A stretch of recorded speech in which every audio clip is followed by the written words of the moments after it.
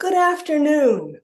I'm Joe Radner, and I'm here to welcome you on behalf of all maniacs, native, adopted, and aspiring, to the celebration of life of our beloved Michael Parent.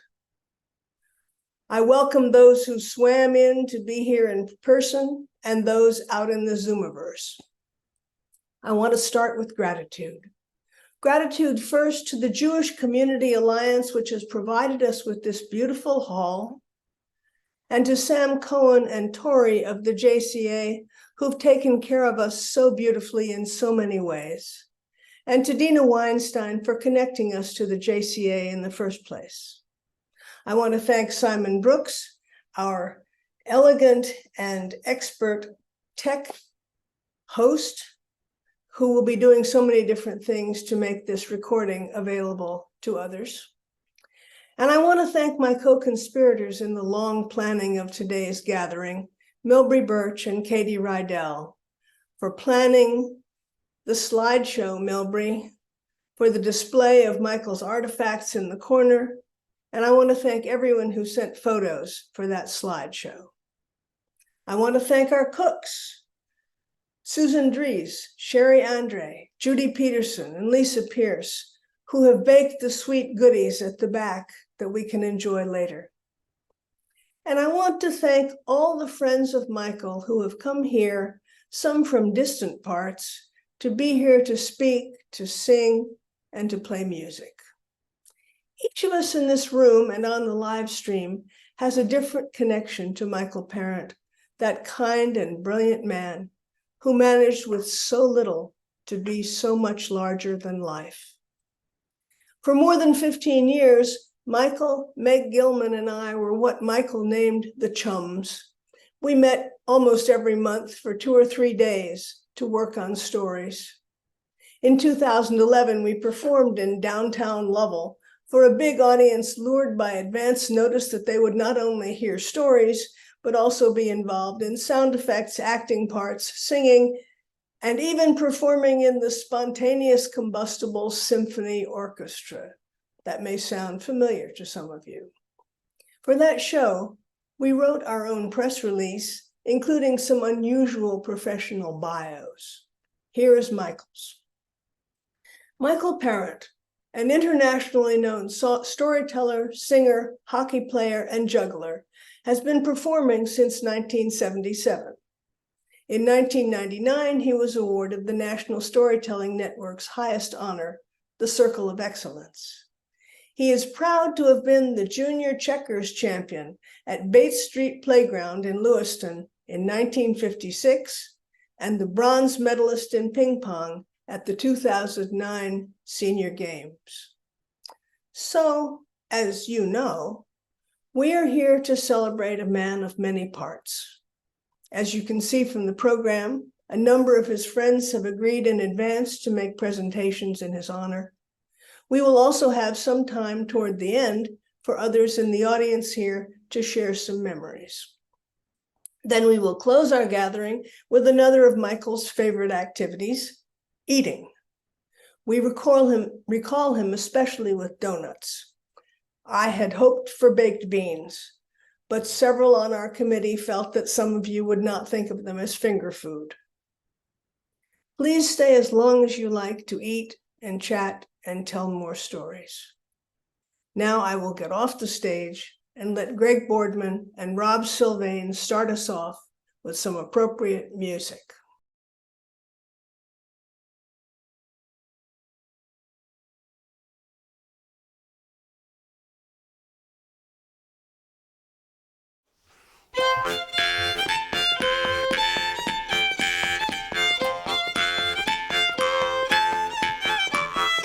Mon papa ne veut pas que je danse, mon papa ne veut pas que je danse la polka.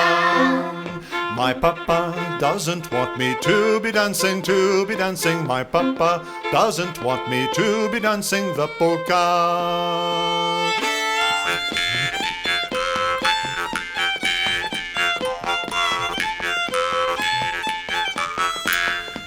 mais malgré cette défense, moi je danse, mais malgré cette défense, moi je danse la polka.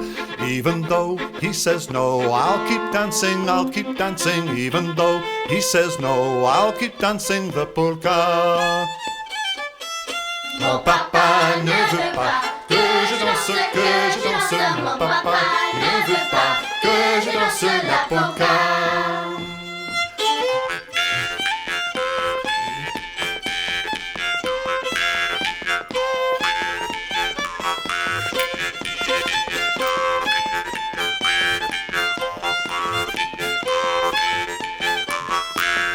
Il dira ce qu'il voudra, moi je danse, il dira ce qu'il voudra, moi je danse la polka. He can say what he likes, I'll keep dancing, he can say what he likes, I'll keep dancing the polka. Mon papa ne veut pas que je danse, mon papa ne veut pas que je danse la polka. Mon papa ne veut pas que je danse la polka.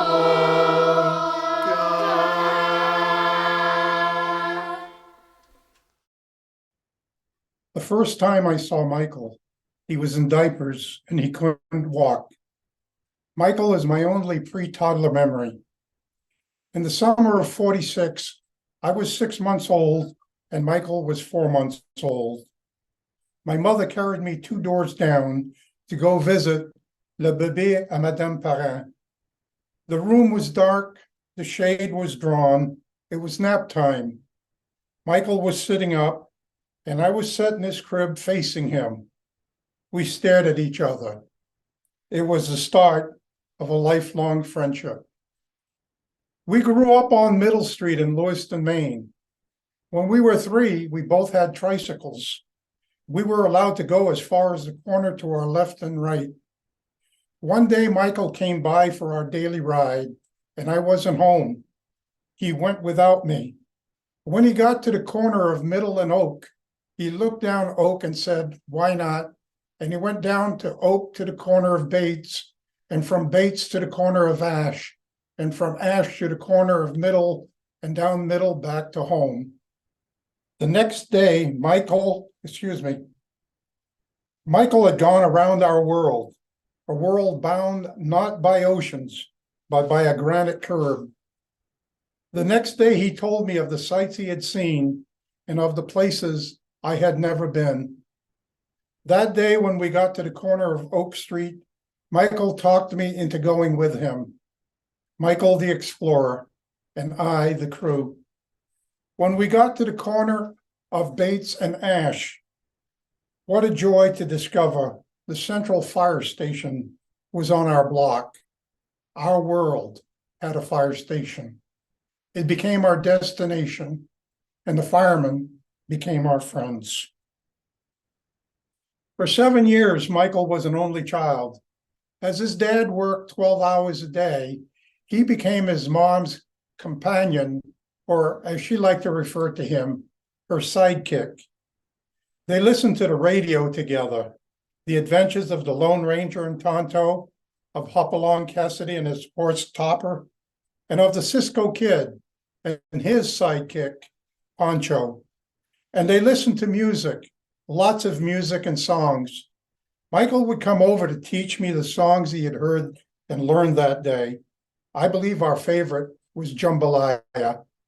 I didn't know what any of the words meant, but it sounded nice. Michael was always eager to share his newfound knowledge with me.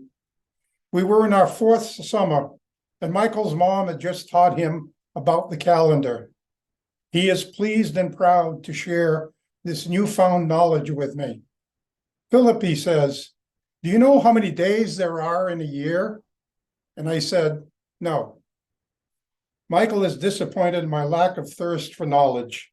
"Oh, come on," he says, "take a guess." I tell him, "I don't know and I don't care." He says, "Oh, come on, take a guess." I say, okay, there must be 100,000 days in a year." Michael says, "How can you say that? That's silly." I said, "Michael, you just stop and think how long it is between Santa Claus and Santa Claus." Michael, the teacher, paused and said, "There are 365 and a quarter days in a year." And then he went on to explain about leap year. We were 4 years old. One day, Michael listened to an adventure of the Lone Ranger, in which Tonto told the Lone Ranger he wanted them to be blood brothers. So they made a cut in the palm of their hands, and they pressed their hands together to mingle their blood. Michael felt we should be blood brothers. We didn't have a knife, and I really didn't want to cut myself. So we spat in the palm of our right hand and rubbed them together. I was okay with just being spit brothers. Fast forward 50 years, when Michael returned to Maine, after his many years in Virginia, he got an apartment in Lewiston. I had a spare bedroom in my apartment in Portland. I talked Michael into moving to Portland and renting the room from me. We shared the apartment for about a year, and I can say without exaggeration, we laughed every day. There were many great moments that year, but none more rewarding than the day Michael said, "Hey, Phil, you know, they have men's senior hockey here in Portland." I hadn't played organized hockey in 36 years. It wasn't on my to-do list. But we went and checked out the leagues. The first we saw was the Industrial League. They seemed bent on destroying one another. That wasn't for us. Next, we saw Captain Earl Walker's Greater Portland Old Timers Hockey League, and we thought, maybe. And then we saw Lucian LaBelle's Old Boots, and we thought, oh yeah, we could play with these guys. We got on their spare list. We didn't get much ice time, but when we did, it was always fun to hear as we walked into the locker room, "Here come the kids." 54-year-old kids. Hockey can do that for you. When February came around, Captain Walker was making up his roster for the spring session. We approached him about making the list. He said, "Sure, we play Monday, Wednesday, and Friday. What day do you want?" We said, "Monday, Wednesday, and Friday." He chuckled and said, "Okay." For the next 17 years or so, Michael and I played hockey together every week of the year. In 2005, Michael was a notary public, and as such was commissioned in the state of Maine to perform civil wedding ceremonies. My lifelong friend married me to my sweetheart, Anne Marie. His name on our wedding license forever entwined in our union. 4 or 5 years ago, Michael realized he could no longer skate backwards without falling down. It was the early manifestation of his disease. His hockey days were over. The last time I saw Michael, he was in diapers and he couldn't walk. There are places I remember.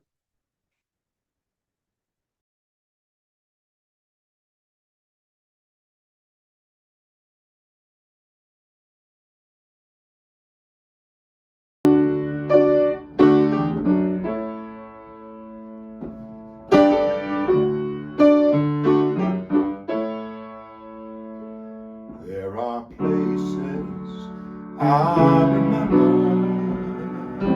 all my life, though some have changed, some forever, not for better, some have gone, some remain.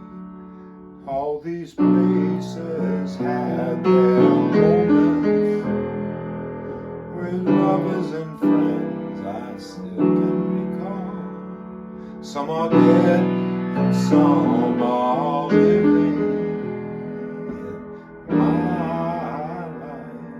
I've loved them all.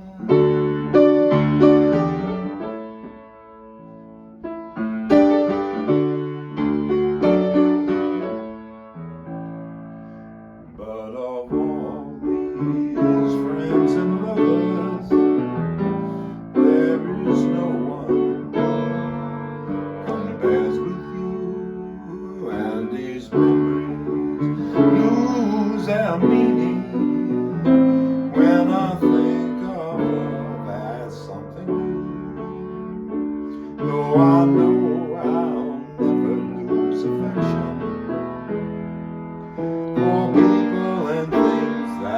went before.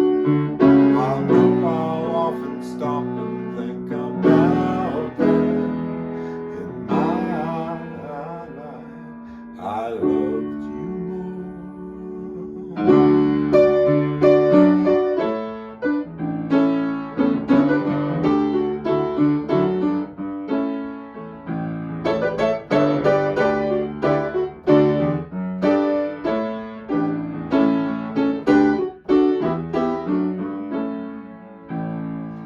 Though I know I'll never lose affection for people and things that went before. I know I'll often stop and think about them in my life. I love you more in my life. In my life, I loved you more. In my life, I loved you more.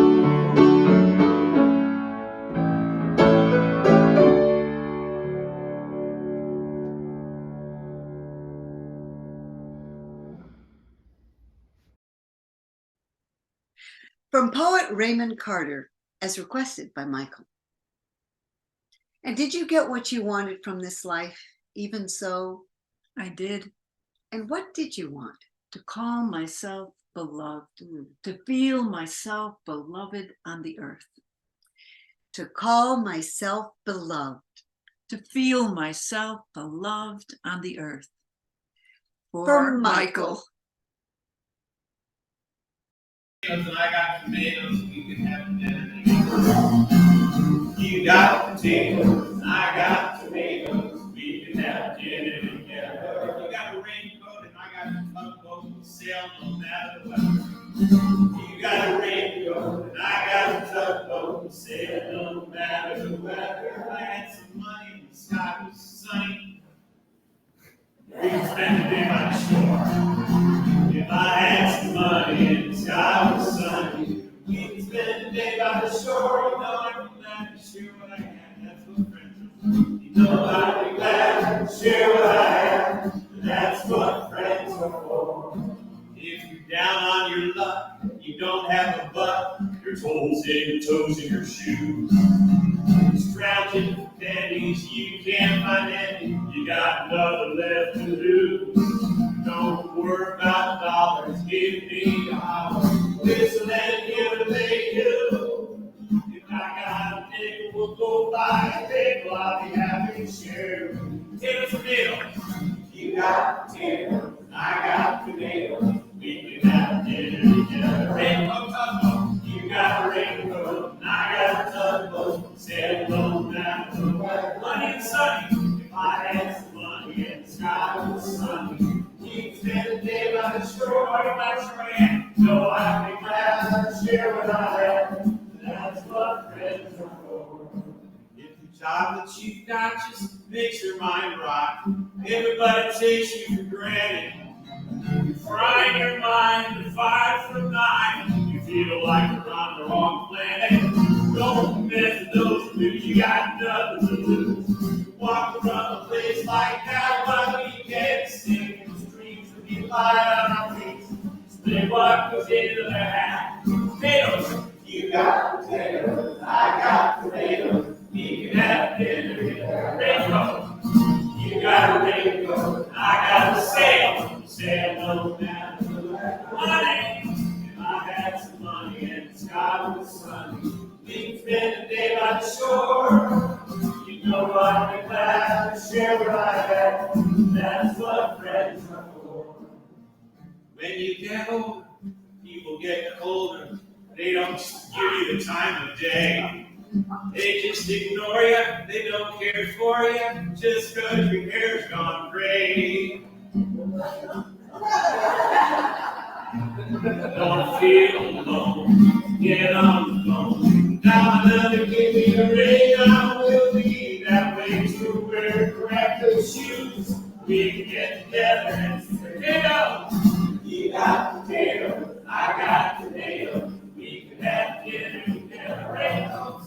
You got a rainbow, I got a tugboat. Sail no matter the weather, running sunny. I had some money and the sky was sunny. We spent a day on the shore. You know I'd be glad to share what I have. That's what friends are for. Oh, you know I'd be glad to share what I have. That's what friends are.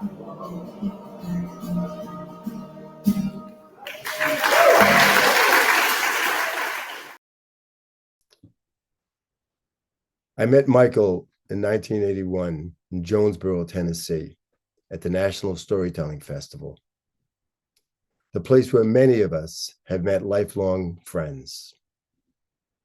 We didn't know each other back in 1977, but that's when Michael decided to do something that he loved: juggling, singing, and telling stories. Coincidentally, that's the same year that I decided to do what I love: telling stories. Michael was a friend magnet. When I saw him on that stage in Tennessee, I said, I want to know this guy. And I'm so glad that I did get to know Michael. Michael was a friend magnet, collecting friends wherever he went. After high school, he went to college in Providence College. He moved from Lewiston to Providence to go to Providence College. And he became an English teacher at high school. And he taught high school in Massachusetts and Rhode Island. And a few years back, I met a lawyer in Rhode Island who once he discovered that I was a storyteller, said, oh, I was in high school. I had an English teacher in high school who was a storyteller. His name was Mr. Parent. I smiled and laughed. And he said, what a teacher he was. You know what he did? And he told me this story. He said, to get reluctant boys in the class to write, he told them to write down every cuss word, every swear word they knew, and to wrap it around a story. Well, I don't know how long Michael taught high school there, but he left a lasting impression. Michael traveled to Charlottesville, and he became the mainstay of the arts community there. And while visiting Michael there in Charlottesville and just walking the streets with him, it was like walking with the mayor. Michael would have a conversation with a banker, a skateboarder, or a man holding up a cup. Everyone knew and loved Michael. Michael traveled many places around the world and collected friends everywhere. And then Michael went back to Lewiston to help with aging parents and family members. And because Michael was raised right. And while he was in Lewiston, he worked with the Somalian immigration community because he was raised right. And if you had children and they met Michael just once, they remembered him forever because he was that kind of guy. Michael was patient unless she was hungry. And Michael would never forget the whereabouts of favorite restaurants or ice cream parlors. Michael could eat. Michael physically has left us, but Michael's spirit, his memory, his stories, his songs, his sense of humor will always be with us as long as we say his name, Michael Parent. Michael left us on May 5th. When I got that call, I jotted down this poem. On Cinco de Mayo, on the morning of the full moon, called the flower moon, he blossomed like a morning glory, tightened his skates, did a figure 8, said, if I hurry, I can still be late. And he waved, adios. Michael Parent. Over half a century ago, Michael was in the Brotherhood. He was in his 20s, and he was teaching at Bishop Girton in New Hampshire. And last October, he got a letter from one of his former students, Bruce Daigle. This is the letter. Dear Mike, I am so sorry to hear of your illness. My father had Parkinson's, and though heart disease got him first, it was a debilitating and humbling condition for him, and I'm sure for you as well. If it's any solace, we are keeping you in our daily prayers. There's an old saw about some people being there for a reason, some for a season, and some for a lifetime. As with all these old bromides, there's at least a kernel of truth in there. For me, you were a pivotal person in my life, perhaps only there for a season, but in many ways you not only changed my life, but saved it.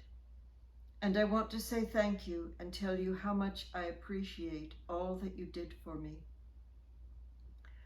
My high school years were not easy. In fact, they were pretty painful.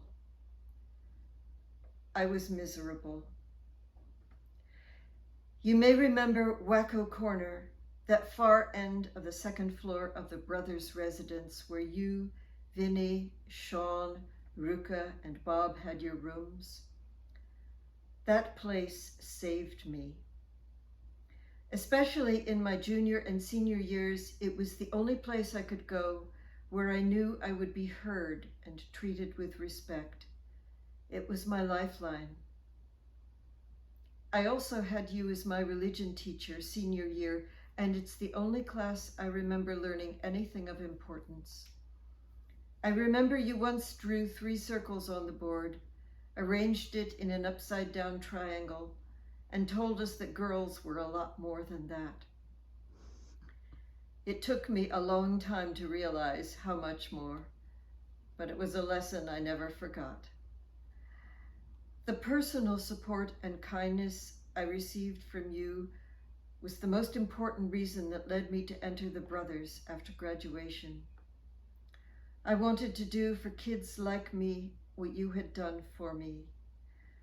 The day you told me that you were leaving the Brothers was devastating, but I was already locked into my mission in life, and though I too left the Brothers after 3 years, those were my crucial growth years. If I hadn't had that opportunity, I don't know what would have happened to me. So thank you, Mike, from the bottom of my heart, for everything.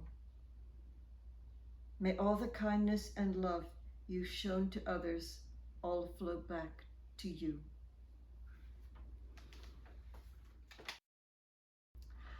After he left the Brotherhood, Michael moved to Tennants Harbor, Maine, and there he picked up this goofy song from the 1940s. He only ever knew 1 verse, but that was all he needed. I'm Peter Punchaloni, spaghetti and sausage man. I go with a girl, a very pretty girl. Her name is Mary Ann. Every night when the moon is shining high above, guitar in my hand, I go to Mary Ann, sing my song of love.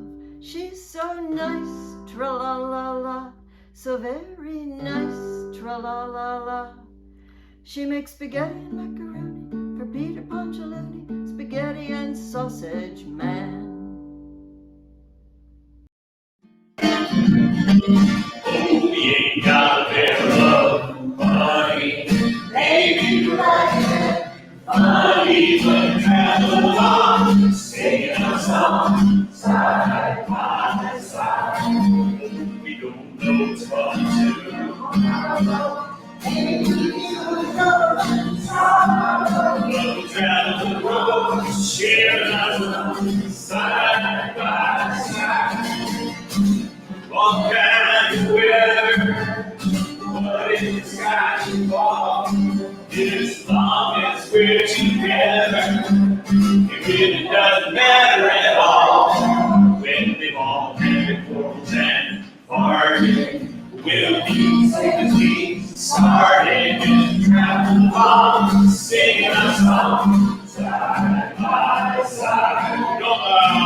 a fair amount of money. Maybe we're acting funny. Travel along, sing their songs side by side. Oh, we ain't got a barrel of money. Maybe we're acting funny. But travel along, singing a song. No coming tomorrow. Oh, we don't know it's time to drop a song. Maybe struggling, sorrow, travel the road, sharing our roads. You're all kinds of good, all kinds of weather, what in the sky, what inside, as long as we're together, it really doesn't matter at all. When we all have pros and hearted, we'll be the same as we started, just to travel along, singing a song, side by side. Just to travel along, singing a song, side by side. Good job.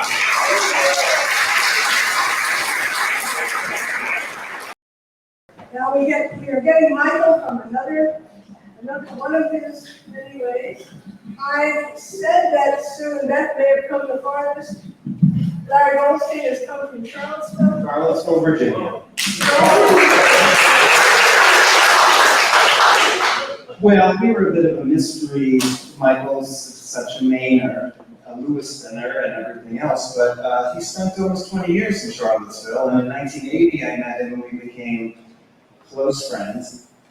He was my best friend, but I realized there's hundreds of people who know him as their best friend, and that's just perfect. It was the kind of friends we were. And one of the things we did was we had parallel lives where we were each solo performers, and once a year we'd do a show together. But it wouldn't be storytelling or what I did, which was more physical comedy. We just came up with what we thought were our most interesting ideas. And so I'm going to show you a clip. You're going to see, go back in the time machine. We're going to see this if technology agrees with us. And one of the things we enjoyed was sports. And we always talked about, how crazy the announcers were. So we gave ourselves this challenge, knowing how wise we were, that we would be these sports announcers on a radio show who give relationship advice. So we're going to see about 5 minutes of it, and I'm just going to call scene, and for the guys who are turning it on and off, you'll see a moment where I point at him, he's going to point at me, I'm going to point right back at him, and that's where we're cutting it. Thanks for being here. It's been really beautiful to feel Michael's presence and feel the love that's in the room. All right, here we go. This is from a show we wrote called Heads Up. It will be. It's coming. Trying this way. Yeah. Between the tornado and the flood.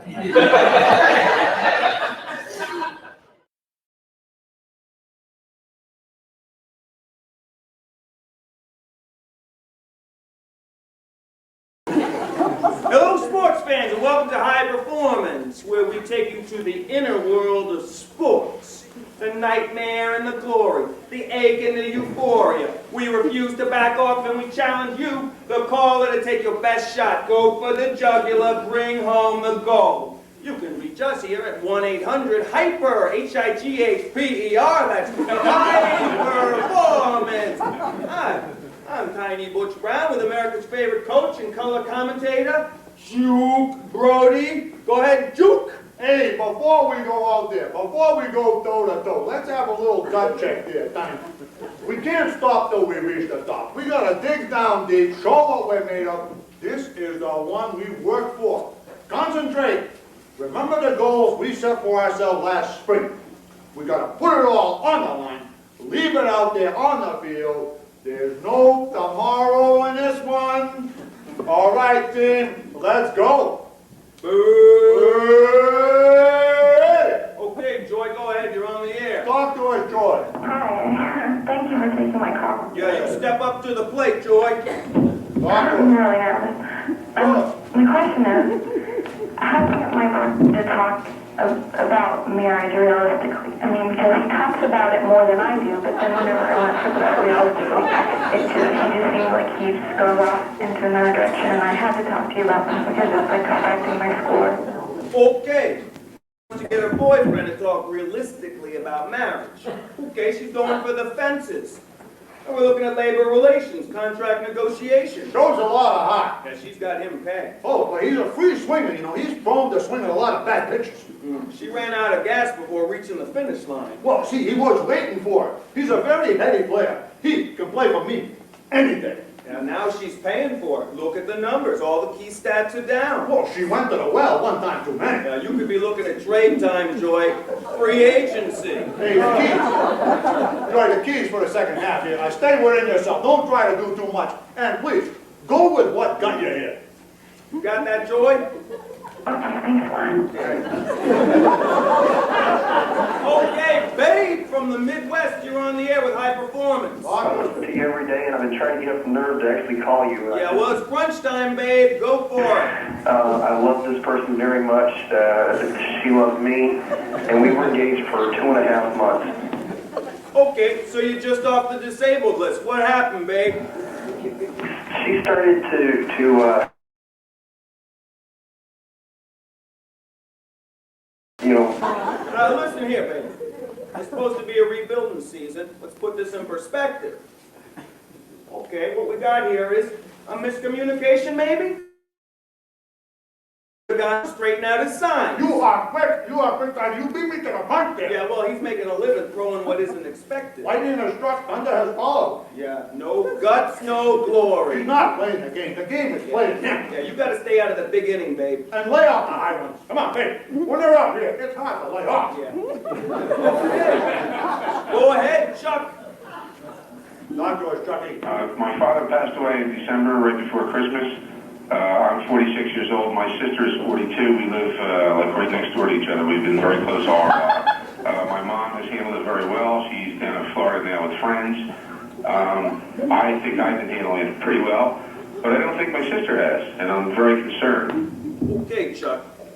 Chuck and his sister have been in the starting lineup since day one. Now Big Daddy's been released, they have been able to gel. Team chemistry's a little bit off, that's what we'll say. Okay, well, you know, it's not over till it's over. Okay. Time out, Chuck. We're in the huddle. Let us have it. Talk to her, Chucky. Well, she has changed. Her personality is just great. She's a very radiant and very humor-filled person. And since this has happened, she has, and I, for want of a better description, she has begun to take on more and more of my dad's characteristics. Hey, when the superstar goes down, it's time for someone else to step up their game and bring it to another level. Yeah, you got no choice with 2 strikes, Chuck. You take another pitch, you'll sit your backside on the bench. Oh, she's grabbing the bull by the horns and she's just showing another facet to her game. A one-dimensional player, she is not. She's played a lot of minutes. She's good. She can play for me. Anything. All right. Hey, Phyllis, you're on the air. Talk to us, Phyllis. Okay, well, the problem is, I don't even feel like saying it now, but we've never been intimate. We've talked and we have an excellent time together. One time we did try to get intimate, and he was erect, but then he wasn't erect.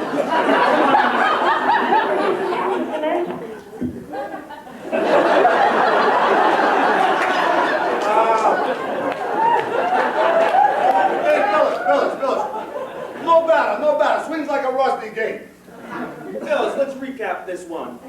You haven't been able to go toe-to-toe, but you got good chemistry.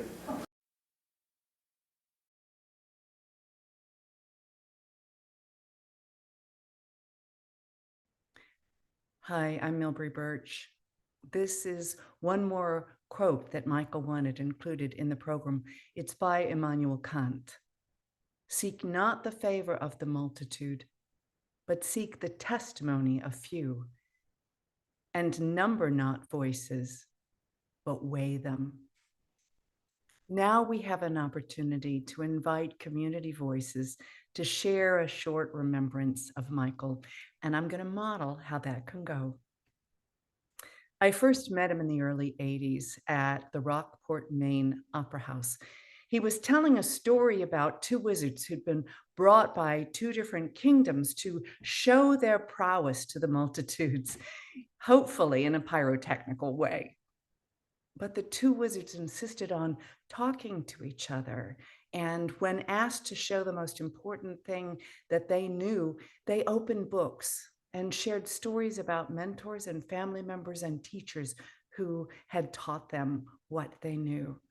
And their conversation inspired everyone in the hall to break into small groups and to tell stories to one another about the people that meant the most to them. In 2005, Michael stepped in for Jay O'Callahan, who was ill and could not participate at the National Storytelling Network conference there in Oklahoma City. It was a panel in which several storytellers were asked to tell the same story, in this case, Beauty and the Beast. Michael told the story from the point of view of the beast in the garden, languishing because Beauty had gone home and had not returned. And as he spoke, his posture began to droop forward, his head fell forward, and it was clear that the beast was dying of Beauty's neglect. And he bent forward, and still Beauty did not return. He bent still farther forward, and still Beauty did not return. And it was clear that the beast was going to die because Beauty had not returned. And at that moment, we heard a woman's voice at the back of the hall cry, "Beast!" And Michael's beast lifted his head with a look of hope and redemption. It was a moment of storytelling that I will never forget. If you have an unforgettable story about Michael, please share it. We'll bring microphones to those who raise their hands. Thank you. I'm Phil Hinder. I live on Pete's Island. Now, my wife and I were sitting out front of our house, and we live on the main drag of Pete's Island, called Island Avenue. Sunday afternoon, who we see walking by? Michael Parent. He's got two people with him. Irish singers making a tour of the country. Now, where he found them, I don't know. We invited them in for spaghetti. Now, my wife's Irish, so it was Irish spaghetti. Thinned out to make 2 in the 5, but that was okay. There was a lot of spaghetti, not that much sauce. Afterward, in our living room, we had a concert. Franco-American music, Irish music, and my wife, who was 3rd generation Irish-American, met someone from Calicut. Just want to share something Michael told me one time. In reference, Larry just commented on his gestures and his body language and everything. Michael got a gig one time in Japan, and he doesn't speak Japanese, so he pantomimed his entire show, and they loved it. They're very much into pantomime, and they thought he was fantastic. And didn't speak another word of Japanese. Just wanted to share that with you. I'm Susan Dries, and I am from Milbre, Maine, not very far off. I met Michael in the early 1980s. The Portland Public Library used to have a storytelling conference, a 2-day storytelling conference, and he was one of the people that they brought in. And I had been doing the Children's Story Hour at our library for 11 years, and they finally paid me off by giving me tickets to go to the storytelling conference. And Michael told the stories, and the next day we had classes and for us to learn how to tell a story. I always read stories, I never told stories. So that Michael sat us down around a table, there must have been only 8 or 9 of us, and he said, "Okay, I want you to tell me the story that I just told." And I'm going, I said, "Well, I don't remember it all." And he said, "Don't worry, you tell the story that you heard." And so I did. And that was the very first story I told. And I became a storyteller and told stories for over 30 years after that. Knoepfel. My name is Antonio Basha, one of his many friends.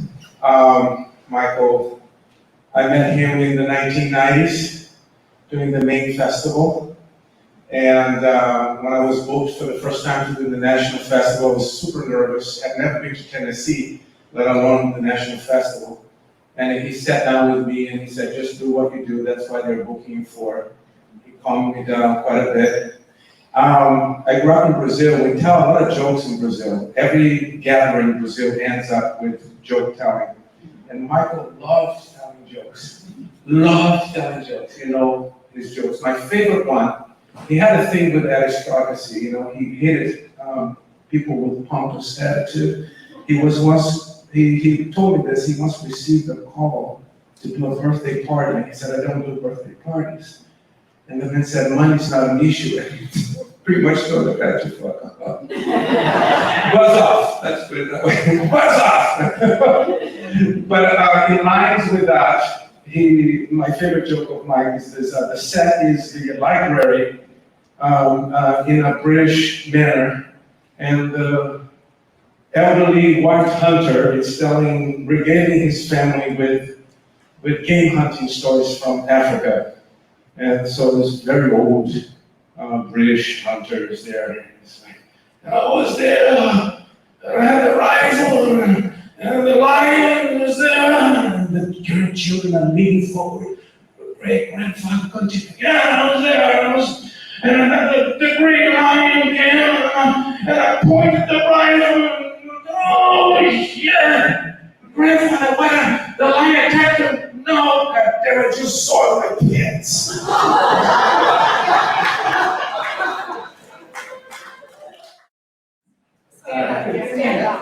Jackson Miller, that made reference to Michael's impatience and he was hungry. It was a medical issue. It was low blood sugar. It was making him very irritable. So he was met at a storytelling festival airport by these nice ladies who were going to take him to dinner. But first they wanted to show him around a little bit. And he tried to, hint every once in a while, we're going to eat soon. And he had gone past that point, and there was no return. And they got to a stretch of road where it was about a whole bunch of fast food things. Pull it right now! Scared the bejesus out of these poor old ladies. And then his blood sugar was back to normal. He tried to, do some damage control. It's not the end of the story, because months or years later, he's in a whole other part of the country, and he's met by another group of grand dames at the Storytelling Festival. We're going to, take him to where he was. And the first thing I said to him, I said, don't worry, we're taking you to dinner right now. One more really short story. I met Michael at the Common Ground Fair. And I had been witness to these 5 feral kids that with special needs were on the fairgrounds, kind of just innocently busting into things and making very disruptive. And Michael, meanwhile, had a group of kids that he was, on a stage, in an area, and he was revealing them, and everything's going great. And I saw these kids from afar, just noticed Michael, and of course, had beeline to him. I thought, oh no, not in the middle of the story. This is going to get really awkward. This, oh God, no, please, no. Sure enough, I walk right into his middle of the story. He goes, oh, hi, what's your name? Michael. Oh, my name's Michael. I said, listen, Michael, I'm going to know the story with some friends here, but afterwards, I have some stories for you and all your friends here. So stay tight. We'll finish this up. I got some for you. And so they were like, oh yeah, okay. So they were honored and finished the story. And then it was a miracle that the next piece he had in the pocket of his hand, was apples and bananas. And there were 5 vowels, A-E-I-O-U, that the kids had all of their 5 kids, and they became the star of the show. And at that point, it was 1977, I had never seen a storyteller. I knew that I was interested in that, and I thought, I've never seen one before, but I just met the best one in the world. And when I told that story to him, years later, he said, oh, and that was my very first gig.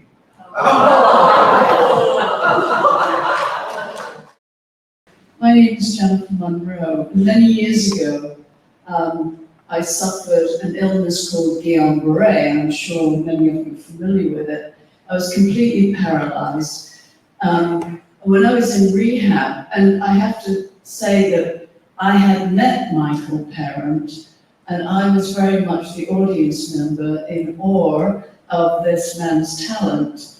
And our paths crossed a couple of times at conferences and that kind of thing. And I was still teaching 8th grade English. And when I was in rehab, I never thought that Michael actually really knew who I was. I picked up the phone one day and it was Michael Parent calling to see how I was doing. I've never forgotten it, and I will never forget it.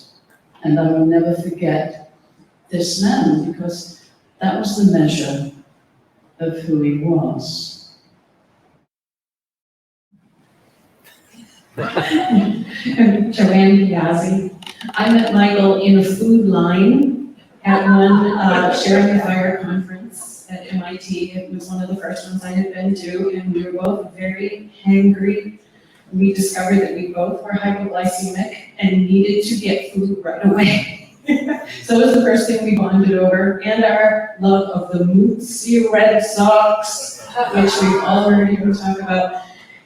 I was doing a storytelling series in my home, and Michael came to do a concert, and the theme was baseball, so he had stories and I had stories, and he wanted to sing Take Me Out to the Ball Game, and I know the verses of the song, so we sang it together. It's one of my very favorite memories. My name is Susan Panette, and I direct the Franco-American programs at Maine. And I was trying to remember when I first met Michael, and I couldn't remember. And I think I realized that Michael was such a Franco-American elder. Like I just feel like I knew him forever. It kind of felt like he was part of my family. I think because he was so Franco-American. And he used to come to our Rasangama. We have these gatherings of Franco-American artists and creatives, and he was our timekeeper. And he would keep everyone to 10 minutes, because that's how we do it. Everyone gets 10 minutes. And he was our trusty timekeeper. And since he's gone, we are now lost without him. Hello, my name is Margaret Cardosa, and I'm a member of the storytelling group. Long time ago, 2007, I was working on my toast for my wedding to my husband, and storytelling group would meet in our houses and get together. And so it was at Michael's home on Munjoy Hill, and I needed help with my speech or what to say. And he, as he encouraged me to exaggerate vocally in my toast to my husband. And so at the wedding reception, my husband's name is Mario. And I would say, Mario! And that was, ever since then, from my marriage, every anniversary, I think of Michael and his compassion and love that he knew he would be marking. And I know for Kate, the power of his love to you. So, a toast to Michael. Woo!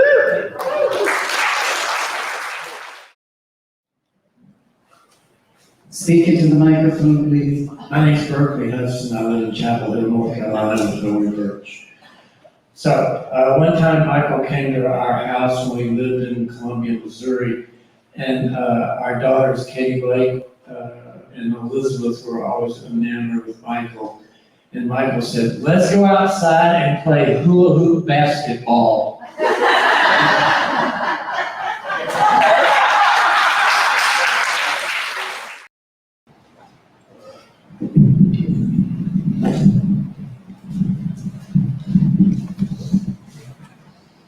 Michael's best friend. That's a joke, thank you. Mon cher ami, c'est un couteau, je la sais parler d'amour. Mon cher ami, my dear friend. That was the song Michael sang, and I loved the song. And I asked him to teach it to me. We were in New York, and one morning we were down the elevator. Everybody else said, Michael, teach me the song. Okay, and me all day long, teach me the next part, teach me the next part. And that night, we're going up in the elevator, teach me the next part. Next 2 days, I got it in 2 days. But I never forgot, he never got angry. He said, come on, Jay, no. He just kept helping me, and I've never forgotten the song. Mon cher ami. So that was New York, and I first met him at Rockport, Maine. It was a small storytelling festival. Mike was on the stage Sunday morning. We had about 14 people Sunday morning. And the MC said, Michael will tell 25 minutes, and everybody stand up and get some coffee and stuff. So Michael told 25 minutes, and coming off stage, I said, you look so happy. He said, every time I tell, people stand up. Well, we made friends, Michael made friends like that, so soon he met my children and he met my wife. And he had such fun with my kids, and they had such fun with him.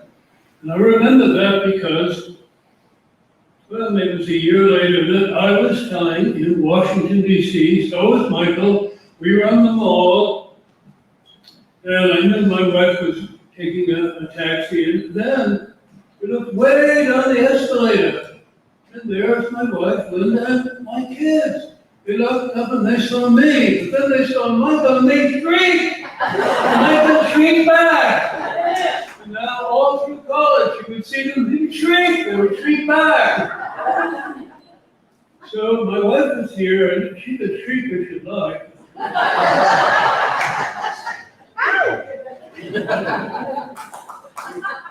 My daughter Laura, of course, was the one who shrieked with my son Ted. And in time, Laura married wonderful Tim. They have 3 children who are here. They're going to come up and perform for an hour.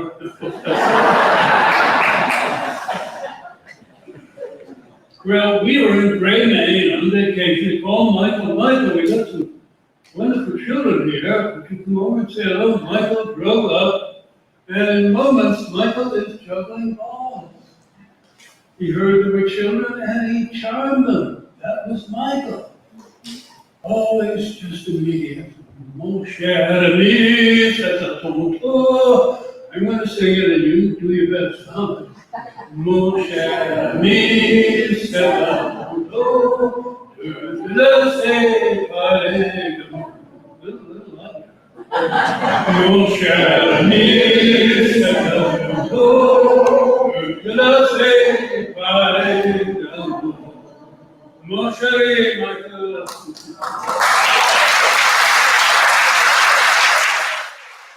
We're going to have a special chorus now who will lead us in one of Michael's most moving creations. Way down here.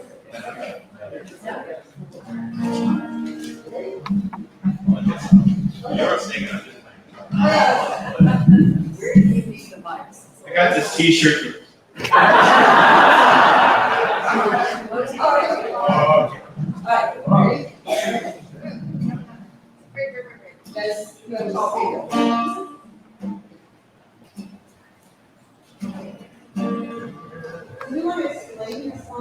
Oh yeah, we should. Explain the song. No, we should. So, Michael loved the National Enquirer because he had a wonderful sense of the absurd. So he took this song by Stephen Foster and made it into a sing-along filled with bizarre occurrences. So here we go. Dead like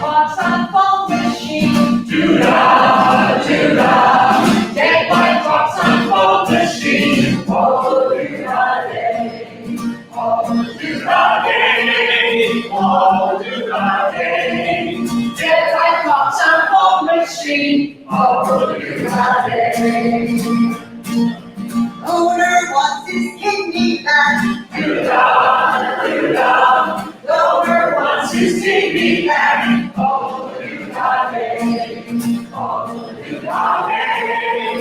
All through the day. The owner wants his kidney back. All through the day. Elvis spotted it on wall. Doo-dah, doo-dah. Elvis spotted it on wall. Oh, doo-dah-day. Oh, doo-dah-day. Oh, doo-dah-day. Elvis spotted it on wall. Oh, doo-dah-day. Dick Polly, my wife and child, you know, you know. Dick Polly, my wife and child, oh, you got me. Oh, doo-dah-day. Oh, doo-dah-day. Dick Polly, my wife and child. Oh, doo-dah-day.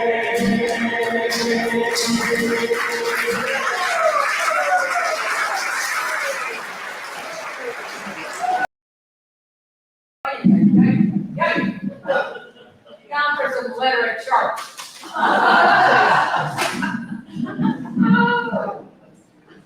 Okay.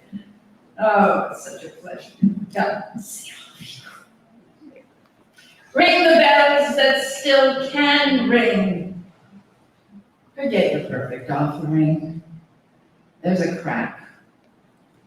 A crack in everything.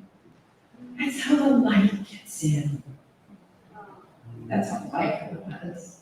How the light gets in.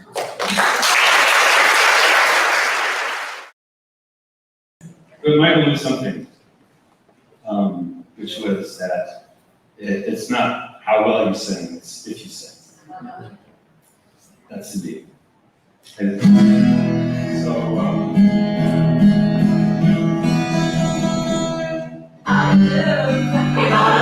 appropriately.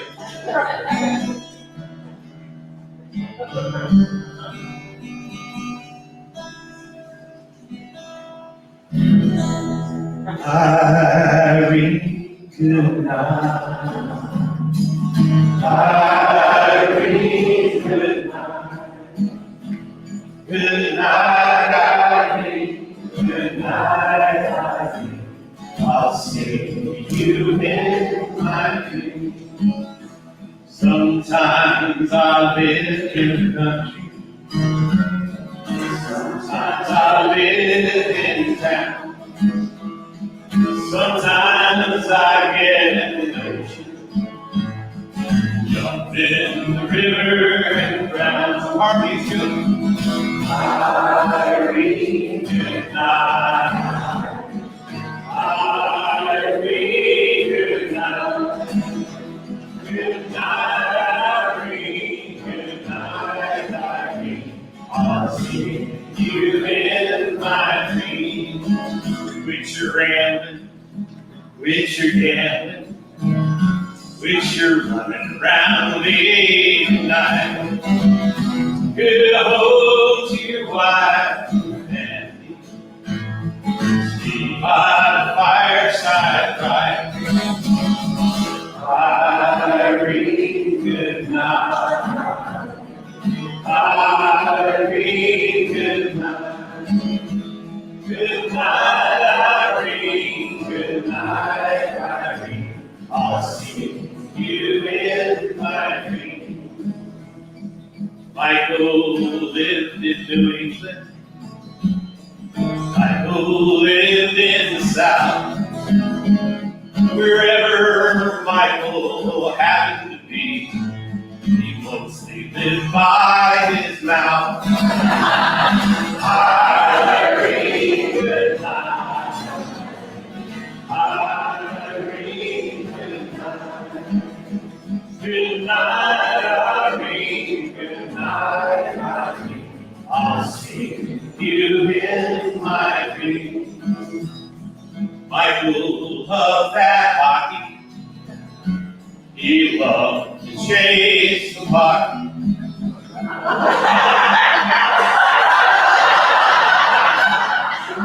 He was the best Knoepfel.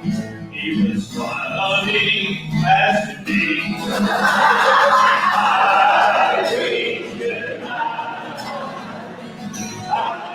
Irene, good night. Good night, Irene. Good night, Irene. I'll see you in my dreams. One more time. Irene, good night. Irene, good night. Good night, Irene. Good night, Irene. I'll see you in my dreams. Good night, Mike.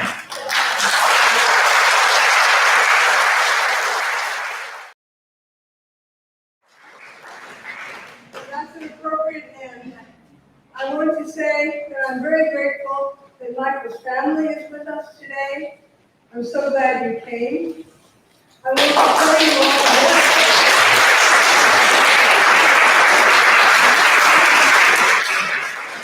I want to tell you all that the books up here on the edge of the stage, Michael's books, are for the taking. If you would like one of Michael's books, please help yourself. I want to thank everybody, and I want you all to eat. Please stay as long as you can. At the back, there's food. Don't let us take it away. You take it away. Okay? Thanks for coming.